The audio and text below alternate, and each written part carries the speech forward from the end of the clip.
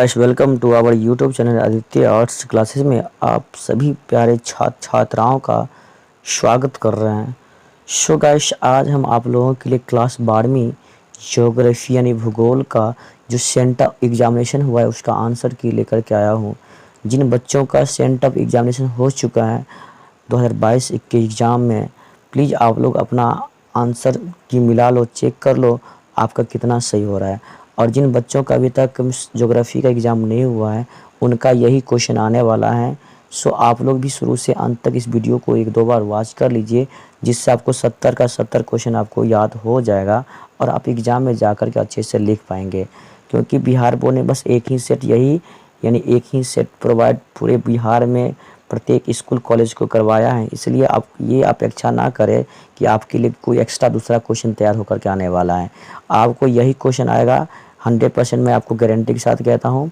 आप ये गारंटी ले लो, मैं आपको बताता हूँ ये 100% यही क्वेश्चन आएगा।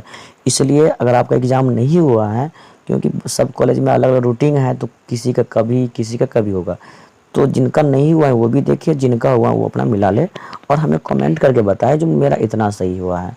ठीक है, मैं आपको इसमें 70 क्वेश्चन कराने वाला हूँ और मैं अब दावे के साथ कह सकता हूँ 70 क्वेश्चन में मुश्किल से 1 से 2 क्वेश्चन हमसे मिस्टेक हो जाए तो हो जाए, अन्यथा 68 क्वेश्चन 100% आपका सही का सही होगा। चलिए टाइम ज़्यादा नहीं लेते हुए वीडियो को शुरू करते हैं।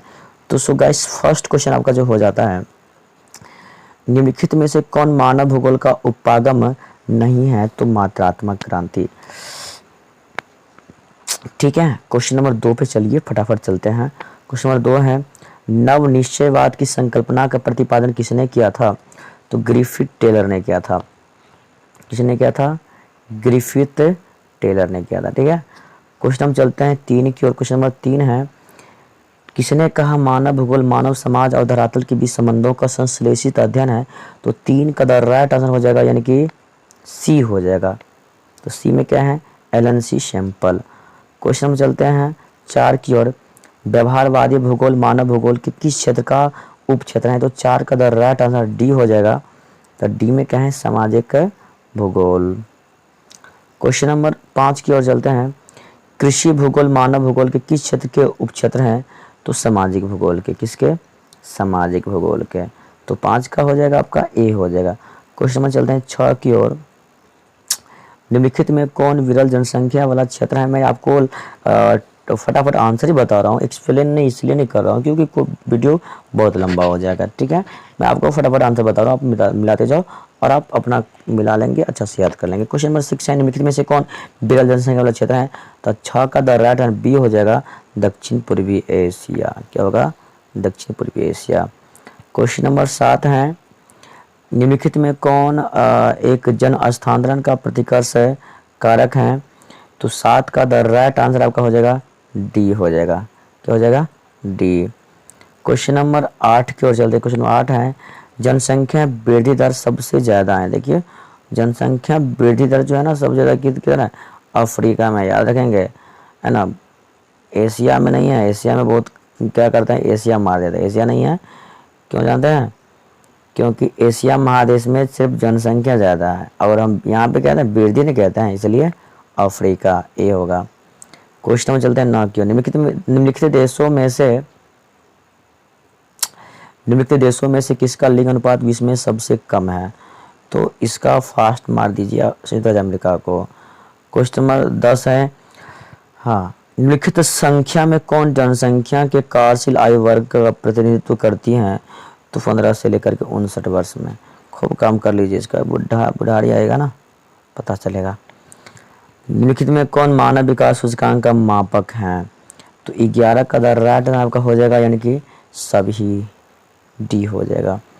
क्वेश्चन नंबर 12 की ओर चलते हैं। डॉक्टर महबूब उल हक मूल निवासी थे, ये जो मूल निवासी थे पाकिस्तान के रहने वाले थे। क्वेश्चन नंबर 13 है,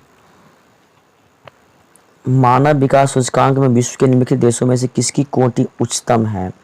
तो 13 का द राइट आंसर सी हो जाएगा, नॉर्वे। क्वेश्चन नंबर 14 की ओर चलते हैं। निम्नलिखित में किसे कर्तन दहन कृषि भी कहते हैं? तो 14 का द राइट आंसर आदिम निर्वाह कृषि। क्वेश्चन नंबर चलते हैं 15 की ओर, सहकारी कृषि अधिक सफल रही। तो 15 का द राइट आंसर बी हो जाएगा, डेनमार्क में सबसे ज़्यादा सफल रहा। क्वेश्चन नंबर 16 है, कोको किस प्रकार की कृषि की उपज है? कोको किस प्रकार की कृषि का उपज है? तो 16 का द राइट आंसर ए हो जाएगा, रोपण कृषि। क्वेश्चन नंबर 17 है, निम्नलिखित में से कौन रोपण फसल है? कौन रोपण फसल है? तो कपास। कौन? कपास। क्वेश्चन नंबर 18 की ओर चलते हैं, निम्नलिखित में कौन द्वितीयक आर्थिक क्रियाकलाप है? तो 18 का द राइट डी हो जाएगा, वस्त्र निर्माण। क्वेश्चन नंबर 19 है, निम्नलिखित में कौन कृषि आधारित उत्पाद नहीं है? तो 19 का द राइट बी हो जाएगा, यानी कि क्या हो जाएगा, नमक। नमक तो समुद्र में न मिलता है, इसलिए 20। क्वेश्चन 20 है, निम्नलिखित में से निम्नलिखित में से किस अर्थव्यवस्था में उत्पादन का स्वामित्व व्यक्तिगत होता है? तो पूंजीवादी। तो 20 का क्या हो जाएगा, ए हो जाएगा। क्वेश्चन नंबर 21 की ओर चलते हैं। क्वेश्चन नंबर 21 है, निम्नलिखित में कौन वन आधारित उद्योग है? कौन? तो देखो ऐसे मार दो लाख उद्योग, परंतु हमको इसमें कन्फ्यूजन है, इसलिए प्लीज़ आप लोग 21 का कमेंट करके हमें बता दीजिए, ठीक है ना। मुझे इस पर थोड़ा डाउट हो रहा है, ठीक है। क्वेश्चन 22 है, निम्नलिखित में कौन चतुर्थक आर्थिक क्रियाकलापों से संबंधित है? तो 22 का द राइट आंसर हो जाएगा, यानी कि विश्वविद्यालय शिक्षण। क्वेश्चन 23 है, निम्नलिखित में कौन पंचम क्रियाकलाप है? तो ब्राह्यश्रोतन, यानी कि 23 का सी हो जाएगा। क्वेश्चन नंबर 24 की ओर चलता है, लंबी दूरी तक भारी सामान ढोने के लिए कौन सबसे सस्ता परिवहन साधन है? तो जानते हैं ना, जल परिवहन सबसे सस्ता साधन है। क्वेश्चन नंबर 25, बृहद ट्रंक मार्ग संबंधित हैं। तो 25 का द राइट आंसर आपका सी हो जाएगा। और सी में क्या है आपको पता ही है, सी में है भूमध्य सागर हिंद महासागर मार्ग से। तो 25 का the right answer C. So guys question number 26 पे चलते हैं। क्वेश्चन नंबर 26 कहाँ गए भाई, 26 तो बहुत लाग गया था रे, तो कहाँ छुपल थे। क्वेश्चन नंबर 26 है, बिग इंच पाइप लाइन द्वारा प्रभावित होता है। तो बिग इंच पाइप लाइन द्वारा जो है ना, पेट्रोलियम प्रवाहित बनता ना है। तो कहाँ निकल रहा है हमारा मुँह से। क्वेश्चन नंबर 27 पर चलीजिए। क्वेश्चन नंबर 27 है, विश्व व्यापार संगठन का मुख्यालय कहाँ है? तो विश्व व्यापार संगठन का मुख्यालय कहाँ है? तो कहाँ है जानते हैं? तो 27 का हो जाएगा सी, जिनेवा। क्वेश्चन नंबर 28 है, भारत एक सदस्य है। तो साफ्टा का। क्वेश्चन नंबर 29 है, यूरोपीय संघ EU का मुख्यालय कहाँ है? तो ब्रुसेल्स है। कहाँ है? ब्रुसेल्स। क्वेश्चन नंबर 30 है, लेनिनग्राद किस प्रकार का पतन है? तो 30 का द राइट आंसर औद्योगिक पतन है, सी मारिएगा फटाफट। क्वेश्चन नंबर 31 है, निम्नलिखित आर्थिक क्रियाओं में कौन नगरीय अधिवासों से संबंधित है? तो 31 का द राइट आंसर डी हो जाएगा, यानी कि देखो कौन नगरीय निम्नलिखित आर्थिक क्रियाओं में कौन नगरीय अधिवासों से संबंधित है? तो डी। 31 का क्या हो जाएगा? डी हो जाएगा। क्वेश्चन में चलते हैं 32 की ओर, पर्वतीय प्रदेशों में किस प्रतिरूप का अधिवास पाया जाता है? तो 32 का द राइट आंसर हो जाएगा सी, सीढ़ी नुमा। क्वेश्चन नंबर 33 है, निम्नलिखित में कौन नियोजित नगर है? तो 33 का द राइट आंसर बी हो जाएगा, केनबरा। क्वेश्चन नंबर 34 है, निम्नलिखित प्रदेशों में कौन सुप्रलेखित प्राचीनतम नगरीय बस्ती है? तो 34 के द राइट आंसर डी हो जाएगा, सिंधु घाटी। सिंधु घाटी सभ्यता। चलो क्वेश्चन नंबर चलता है 35 की ओर, निम्नलिखित में कौन परिवहन नगर है? तो सिंगापुर। क्वेश्चन नंबर 36 है, 2011 के जनगणना के अनुसार किस राज्य का जनसंख्या घनत्व सबसे अधिक रहा? तो 36 का द राइट आंसर ए हो जाएगा, अपना बिहार। क्वेश्चन नंबर 37 है, किस भाषा परिवार की जनसंख्या सबसे कम है? तो चीनी तिब्बती। किसकी? चीनी तिब्बती, है ना। 37 क्या हो जाएगा? डी हो जाएगा। क्वेश्चन नंबर 38 को चलते हैं फटाफट, चलिए। 2011 की जनगणना के अनुसार भारत का जनसंख्या घनत्व कितना है? तो 382 व्यक्ति प्रति वर्ग किलोमीटर हैं। कितना याद रख लीजिएगा ना अच्छा से, हम ये कंफर्म कर दिया आपके एग्जाम में आएगा। ठीक है, चलो क्वेश्चन 39 है। भारत में पुरुष प्रवास की प्रमुख धारा है, यानी कि भारत में जो पुरुष जो है ना किधर से किधर प्रवास होता है, कहाँ? तो जानते हैं ना, ग्रामीण से नगरी की ओर, यानी कि गांव से नगर जाता है कमाने के लिए। बी हो जाएगा 39 का। क्वेश्चन नंबर 40 है। मानव विकास सूचकांक 2011 के संदर्भ में विश्व के देशों में भारत की निम्न में से कौन सी कोटियां? तो 131वां कोटि। कितना? 131वां याद रखेंगे। 40 का द राइट आंसर याद रखें, 100% सही है 131। Question number 41। मानव विकास सूचकांक में भारत के निम्नलिखित राज्यों में से किसकी कोटि उच्चतम है ना? तो 41 का द राइट आंसर हो जाएगा केरल। पढ़ा लिखा ज़्यादा रहेगा नहीं।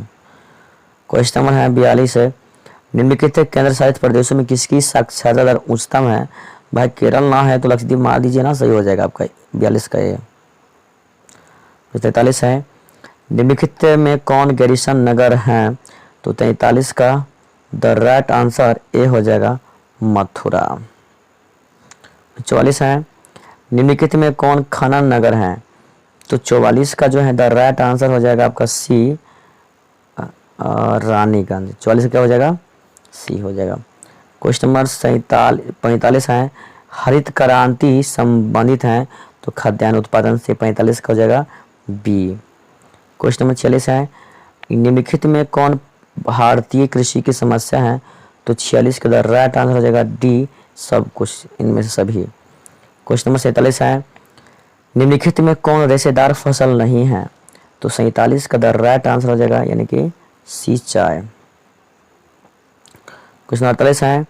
निम्नलिखित में कौन फसल शुष्क कृषि से संबंधित नहीं है? तो 48 का द राइट आंसर हो जाएगा गन्ना।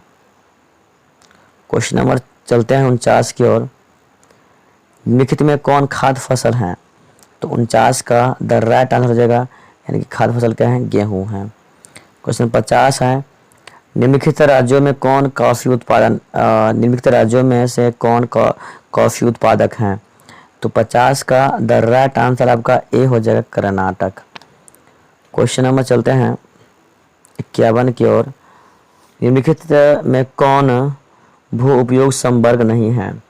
तो 51 का द राइट आंसर हो जाएगा यानी कि सी सीमांत भूमि। क्वेश्चन नंबर 52 है। निम्नलिखित में कौन भारत का सबसे लंबा राष्ट्रीय महामार्ग है? तो NH44 NH44। क्वेश्चन नंबर चलते हैं 53 की ओर। जल है 53 का द राइट आंसर यानी कि जल क्या है? तो अनवीकरणीय संसाधन है। क्वेश्चन नंबर चलते हैं 54 की ओर। निम्नलिखित नदियों में कौन पूर्व की ओर प्रभावित नहीं होती? तो 24 का हो जाएगा सी नर्मदा। क्वेश्चन नंबर चलते हैं 55 की ओर। केंद्र सरकार द्वारा चलाई गई हरियाली प्रोजेक्ट संबंधित हैं, यानी केंद्र सरकार द्वारा चलाई गई हरियाली प्रोजेक्ट संबंधित हैं तो 45 का द राइट आंसर सी हो जाएगा यानी कि वायु प्रदूषण जल प्रदूषण दोनों। क्वेश्चन नंबर 56 है। निम्नलिखित में कौन परंपरागत ऊर्जा का स्रोत है? तो 56 का द राइट आंसर यानी कि सब हो जाएगा डी हो जाएगा, मार दीजिए सब सही। क्वेश्चन नंबर 57 है। हीराकुंड परियोजना अवस्थित है तो हीराकुंड परियोजना जो है आपको उड़ीसा में अवस्थित। कहाँ? उड़ीसा, तो ए आंसर हो जाएगा। क्वेश्चन नंबर 58 है। भांडरा मैंगनीज क्षेत्र किस राज्य में स्थित है? तो 58 का द राइट आंसर महाराष्ट्र, ए हो जाएगा। क्वेश्चन नंबर 59 है। भारत में प्रथम नाभिकीय ऊर्जा परियोजना स्थापित किया गया तो 59 का द राइट आंसर बी हो जाएगा तारापुर में। क्वेश्चन नंबर 60 है। निम्नलिखित राज्यों में किसमें काकरा पार नाभिकीय ऊर्जा केंद्र अवस्थित हैं? तो 60 का द राइट आंसर सी हो जाएगा यानी कि गुजरात। 61 विजयनगर लौह इस्पात केंद्र अवस्थित हैं तो 61 का the right answer C Karnataka में। क्वेश्चन नंबर 62 है। प्रमुख तेल क्षेत्र अवस्थित हैं तो जानते हैं ना असम में प्रमुख तेल क्षेत्र अवस्थित हैं। Question number 63। निम्नलिखित में कौन उत्तर पूर्वी रेल मंडल का मुख्यालय है? तो हाजीपुर। क्वेश्चन नंबर 64 है। नई औद्योगिक नीति की घोषणा कब की गई थी? तो 64 का द राइट आंसर बी होगा 1991। भारत में वायु परिवहन सेवा की शुरुआत कब हुआ? तो 65 का द राइट आंसर 1911 में। 66 देखेंगे, उत्तर दक्षिण गलियारा जोड़ता है। तो 66 का द राइट आंसर आपको डी हो जाएगा, श्रीनगर को कन्याकुमारी से। हाँ, मतलब क्वेश्चन नंबर 67 है, निम्नलिखित में से कौन स्थलबद्ध पोतास्त्र है? तो 67 का हो जाएगा सी, विशाखापट्टनम। 67 पे सही ना, कत गले हो भाई? 67 विशाखापट्टनम। क्वेश्चन नंबर 68 है, कांदला पतन अवस्थित है। तो 68 का द राइट आंसर बी हो जाएगा, गुजरात में। क्वेश्चन नंबर 69 है, दो देशों के मध्य व्यापार कहलाता है। तो 59 का द राइट आंसर, सॉरी 69 का द राइट आंसर डी हो जाएगा, यानी कि दो देशों के मध्य व्यापार क्या कहलाएगा? अंतर्राष्ट्रीय व्यापार कहलाएगा ना। क्वेश्चन नंबर 70 है, ध्वनि प्रदूषण का प्रमुख स्रोत क्या है? मोटर वाहन, उद्योग, लाउड स्पीकर। भाई सबसे ना होता है ध्वनि प्रदूषण, इसलिए 70 का द राइट आंसर डी हो जाएगा। सो गाइस, तो मैंने फाइनली आप लोगों को 70 क्वेश्चन करवाया। अगर आप लोगों को पसंद आया ये वीडियो तो प्लीज़ आप लोग एक लाइक करें। चैनल पे पहली बार जुड़े रहे तो चैनल को सब्सक्राइब करें, क्योंकि आपकी एक लाइक हमें आगे बढ़ने के लिए मोटिवेट करती हैं। और ये वीडियो आप अपने मित्रों में भी शेयर करें, जिनसे उन्हें भी लाभ मिल सके। तो वीडियो को यहीं स्टॉप करते बंद करते हैं, ठीक है। जय हिंद, जय भारत।